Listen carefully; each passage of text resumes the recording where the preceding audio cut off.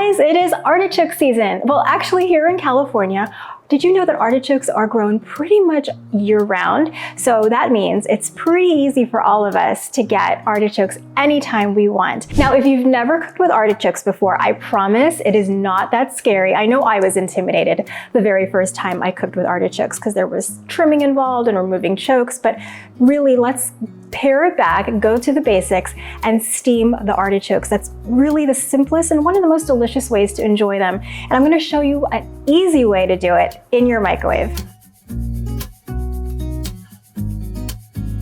Now, to make your artichokes, you may need to prep them first. So if you find that there are little tiny spikes or what I call needles at the little tips of the leaves, you can go ahead and trim those off, but this is actually in good shape. I'm not going to do that. And you may need to trim off the little bit of the stem as well. So put it in a microwave safe bowl with a little bit of water. And you're going to need a lid, something that's microwave safe, of course. I have this silicone one that I love. It's microwave safe.